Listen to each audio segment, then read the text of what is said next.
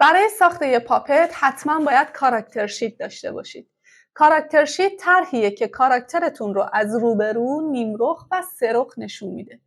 توی این طرح هم قد کاراکترتون مشخصه، هم سایز اجزای بدن و حجم اون.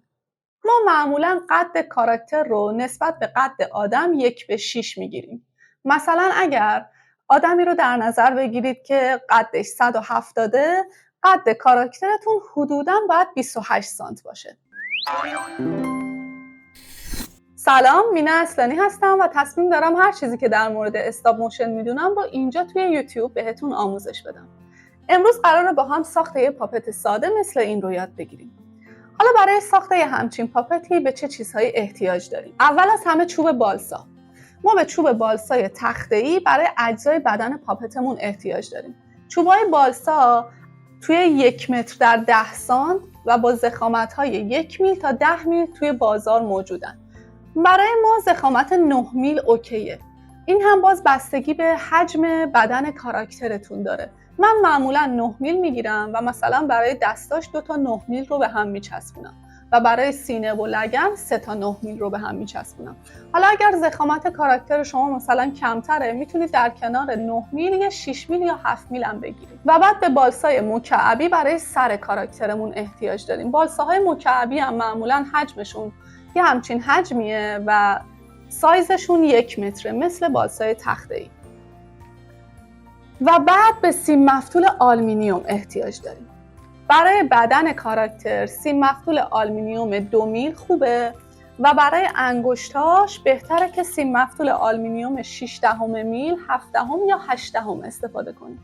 بیشتر از این بهتره نباشه، کمترم نباشه، چون یا ضخامتش خیلی کمه یا خیلی زیاده. چوب بالسا و مفتول آلومینیوم 2 تا از متریال‌های اصلی ساخت پاپتمون هستن. متریال بعدی که برای ساخت کف دست و کف پا ازش استفاده می‌کنیم خمیر میلپوکسه. میلپوکس یه خمیر 2 جزئیه که وقتی 2 تا جزءش به مقدار مساوی و خوب با هم مخلوط بشن کامل سفت و مثل سنگ میشه. چیزهای دیگه‌ای که احتیاج داریم سنباده است.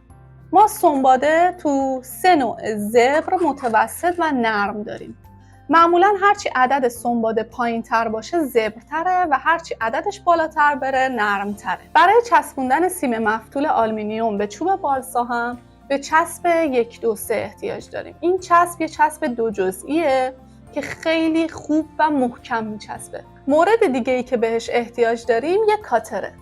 بهتره که کاترتون یه قفلی داشته باشه، چون ما میخوایم چوب رو باهاش ببریم.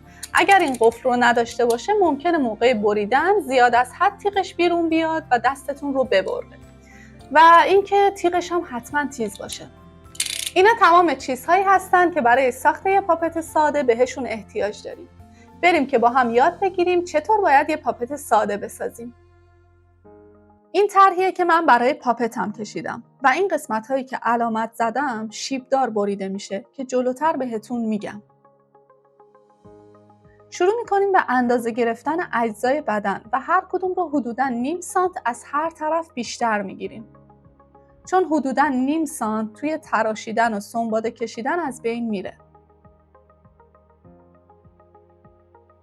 به همین ترتیب بقیه اجزای بدن رو هم اندازه میگیریم و طول بدن روی طول بالسا، عرض بدن روی عرض بالسا.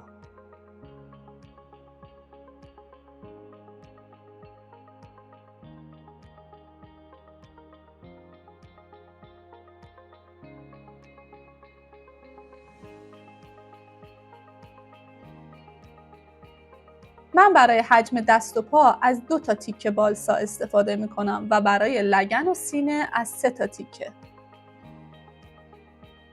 اینجا من سر رو اشتباه کشیده بودم که اصلاحش کردم. سر هم باید مثل بقیه اجزای بدن عرضش روی عرض بالسا باشه و طولش روی طول بالسا.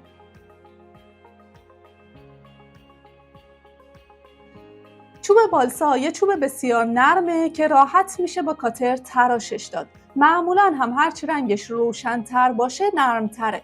ولی این رو باید بدونید که چوب بالسا توی قسمت طولیش بسیار نرم‌تره، اما توی قسمت عرضیش سفت‌تره و با کاتر خیلی راحت نمیشه تراشش داد. این رو هم یادتون باشه که موقعی که میخواید طرح اجزای بدن کاراکترتون رو روی چوب بالسا پیاده کنید، حتما باید طول کاراکترتون روی طول بالسا باشه و عرض کاراکترتون روی عرض بالسا. برای بریدن عرض بالسا از اره مویی استفاده میکنم. از کاتر هم میشه استفاده کرد، ولی خب باید تعداد دفعات بیشتری اون رو روی عرض بالسا بکشید و یکم زمان میبره.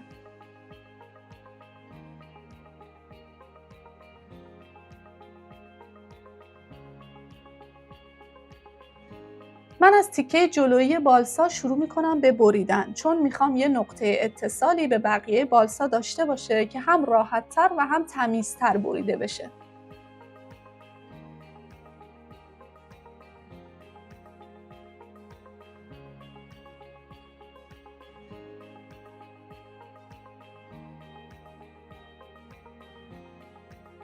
بقیه اجزای بدن رو هم به ترتیب میبریم. فقط توی بریدنش اصلاً عجله نداشته باشید. من تمام اجزای بدن رو بریدم. اجزای بدن اکثرشون دوتایی هستن، فقط سینه و لگن هستن که ستایی هن. این قسمت ها باید با چسب حسابی محکم بشن، ولی برای سینه و لگن یه قطره چسب میزنیم، چون قراره بعداً بازشون کنیم.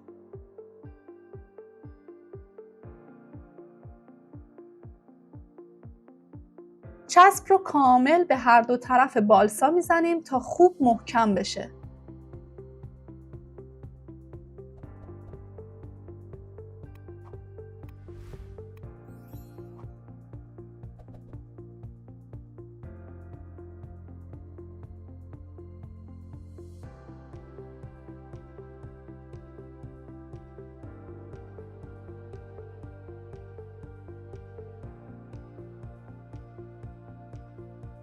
در آخر هم اسپری میزنیم تا زودتر خشک بشه.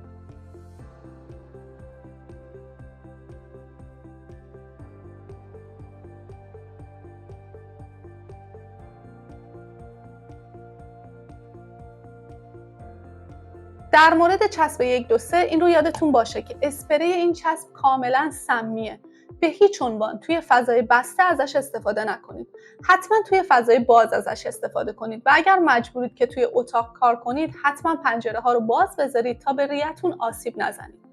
و در مورد چسبش، این چسب چون خیلی قویه ممکنه به انگشتاتون بچسبه. اگر به انگشتاتون چسبید نگران نباشید و به هیچ عنوان انگشتا رو به هم نچسبونید. آزاد بذارید، اجازه بدید که کامل خشک بشه. وقتی کامل خشک شد با آب گرم راحت پاک میشه. برای قسمت سینه من یه قطره کوچیک به یه سمت بالسا میزنم و به سمت دیگه اسپری میزنم. دو طرف رو میذارم روی همدیگه و محکم فشار میدم تا به هم بچسبن، در اون حدی که موقع تراشیدن از همدیگه جدا نشن.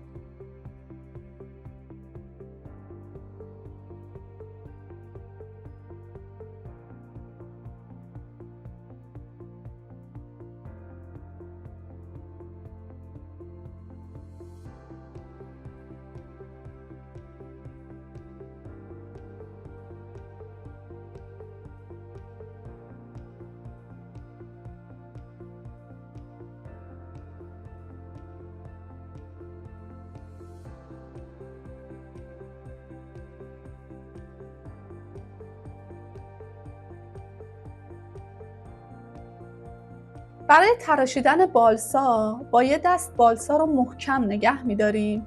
این دست نباید زیر تیغ کاتر باشه. شست دستی که کاتر رو گرفته به عنوان تکیه‌گاه زیر تیغ کاتر قرار میگیره و شروع میکنیم از گوشه ها آروم آروم بالسا رو تراش میدیم تا به یک شکل استوانه‌ای برسیم. حالا چرا باید آروم آروم و ریز ریز بالسا رو برید؟ اول اینکه اگر تیکه خیلی بزرگی از اون رو ببریم ممکنه به دستمون که زیر تیغ قرار گرفته آسیب برسونیم و یا ممکنه به حجم تراش خوردمون آسیب بزنیم و مجبور بشیم دوباره از اول ببریم و تراشش بدیم.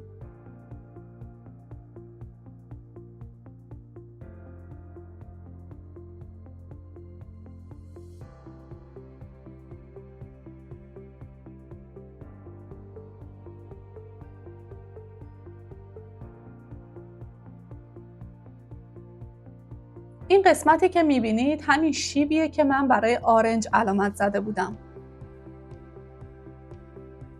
برای بریدن اون قسمت‌های شیبدار مثل داخل آرنج یکی از این دو روش رو استفاده کنید. یا بالای اون نقطه اتصال کاملا صاف باشه و بعد یه شیب کوچیکی داشته باشه، یا اون نقطه اتصالش یه شیب کوچیک داشته باشه و بعد یه شیب بزرگ ملایم. به هیچ عنوان نقطه اتصال رو کامل شیبدار نبرید. ما نقطه اتصالمون حتما باید یه جای صاف داشته باشه. این رو یادتون نره. برای شکل دادن به اجزای بدن بهتره که دوتا با هم تراششون بدیم تا کاملا شبیه همدیگه بشن و هی با هم مقایسهشون کنیم تا مطمئن بشیم از لحاظ حجمی و قدی کاملا شبیه و اندازه همن.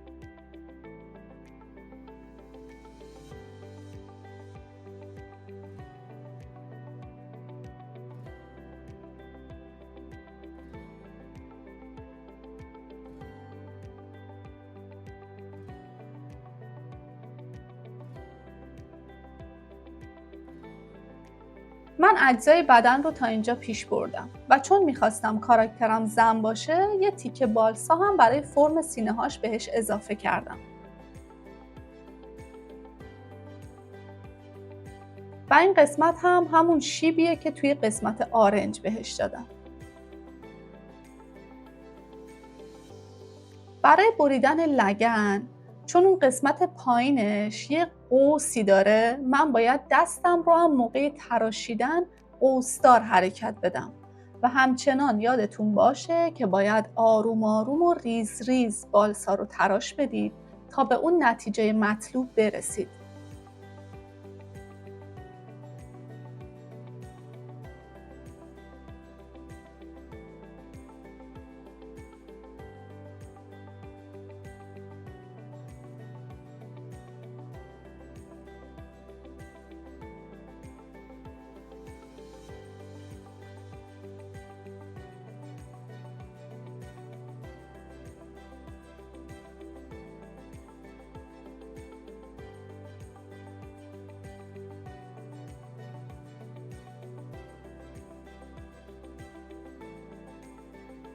توی تراشیدن اجزای بدن و سنباده زدنش بهتره که دور تا دور بدن رو نرم و منحنی شکل در بیارید، ولی به هیچ عنوان بالا و پایینش رو که برش خورده اونها رو به هیچ عنوان منحنی نکنید. اونها باید صاف باشن.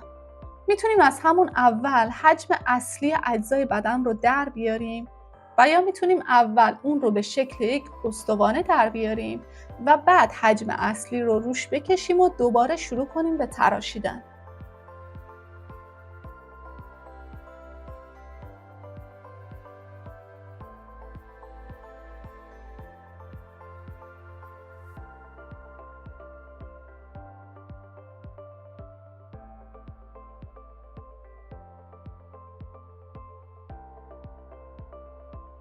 این شیبی هم که در اینجا در آوردم دقیقاً همون شیبیه که در پشت زانو قرار داره.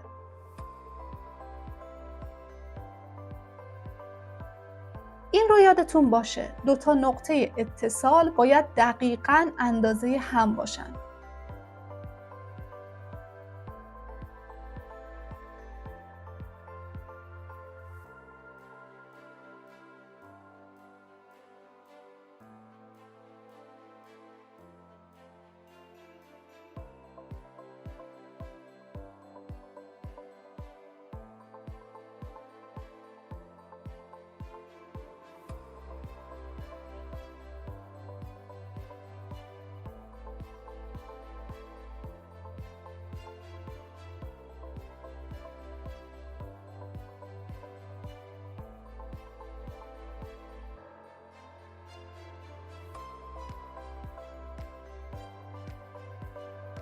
تراشیدن سر زمان بیشتری نسبت به بقیه اجزای بدن ازمون میگیره، چون بالسای مکعبی نسبت به بالسای تخته‌ای سفت‌تر و سخت‌تر تراش میخوره.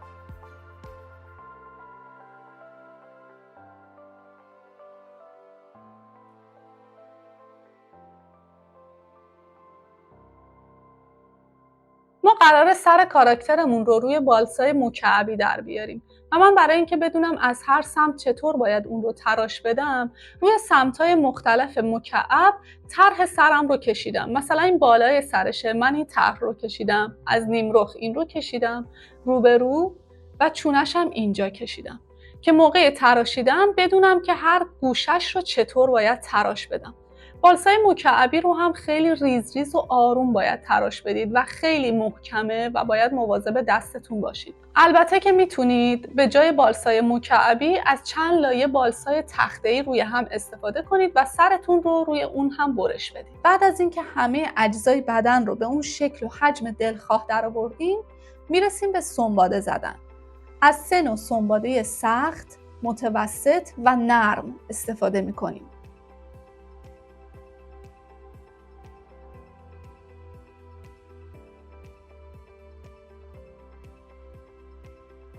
این همون قسمت‌های صافی بود که راجع بهش بهتون گفتم.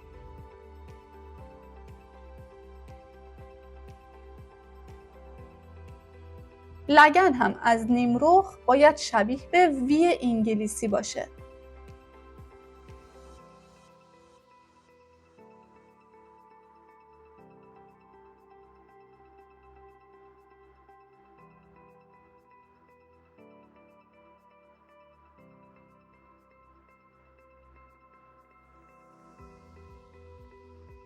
تنها قسمتی از بدن که وقتی افقی برش میخوره میتونه شیبدار باشه بالای ران پاست.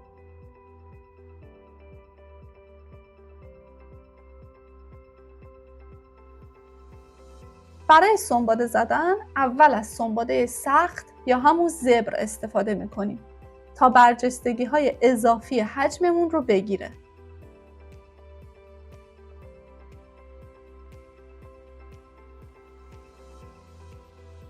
بعد سنباده متوسط رو میزنیم و در آخر هم سنباده نرم تا یک سطح کاملا صیقلی داشته باشیم. من همه اجزای بدن رو کامل یک دست سنباده زدم و میبینید که نسبت به قبل از سنباده چقدر سطح صاف و یک دستی داره.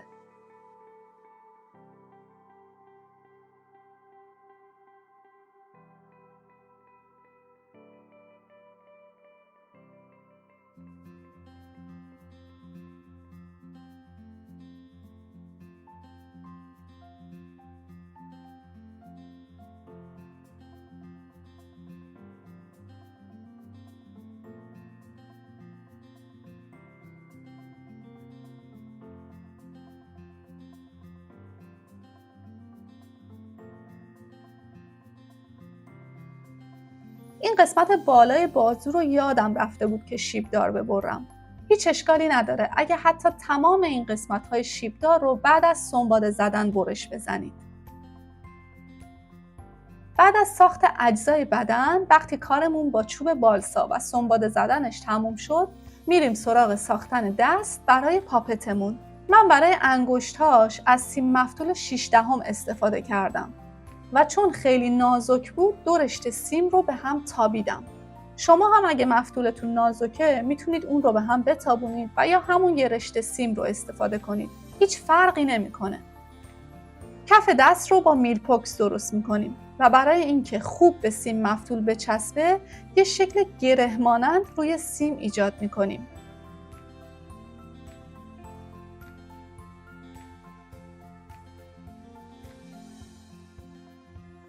از هر 2 جزء میلپوکس به یک اندازه برمی‌داریم و خوب با هم مخلوط می‌کنیم.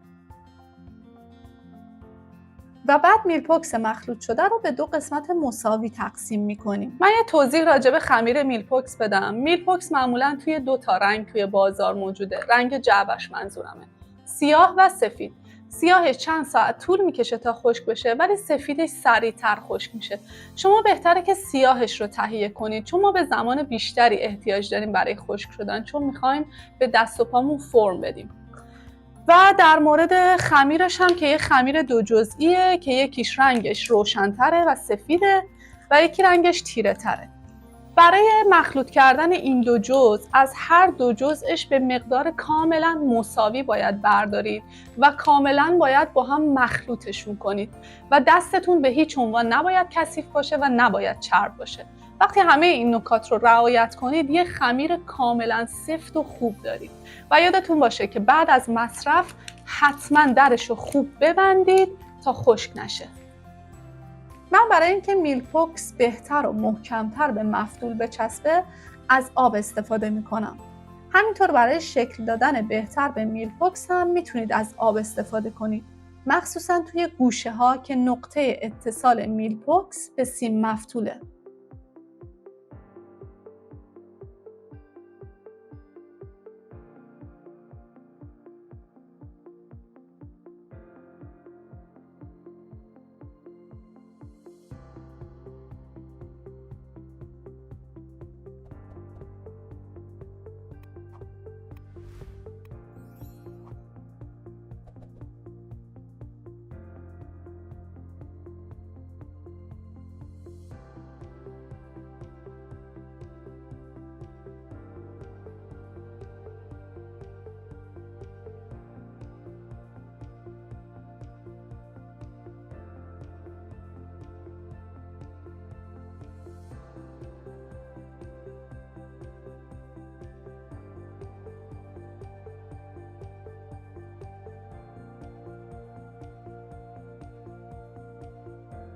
بعد از اینکه 2 تا کف دست رو درست کردیم میذاریم کنار تا کامل خشک بشه. وقتی کامل خشک شدن جای انگشت ها رو روش مشخص میکنیم و با دریل سوراخشون میکنیم. برای سوراخ کردن جای انگشت ها من از مته 1 میل و 1.5 میل استفاده کردم.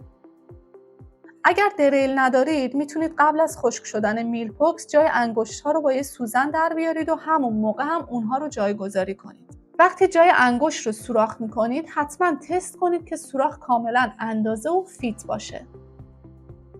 برای چسبوندن انگشت ها به دست یه مقدار خیلی کمی بهشون چسب میزنیم.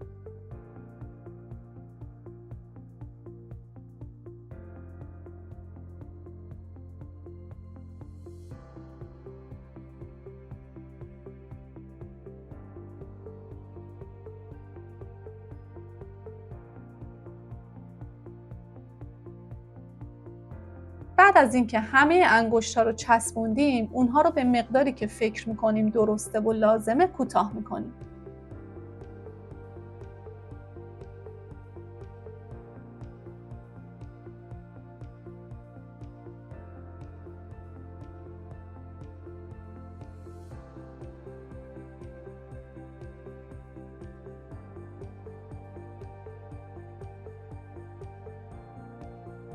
در آخر هم به نوک همه انگشت‌ها یه مقدار کمی چسب میزنیم تا هم تیزی نداشته باشه و هم اگر 2 تا رشته سیم رو به هم تابوندیم اونا از هم باز نشن.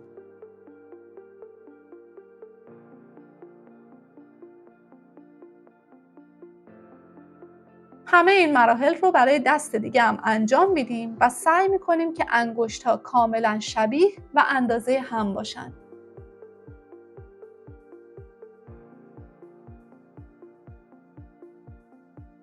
ما نحوه بریدن اجزای بدن کاراکتر و تراشیدن و سنباده زدنش رو یاد گرفتیم. همینطور یاد گرفتیم چطور یه دست ساده درست کنیم.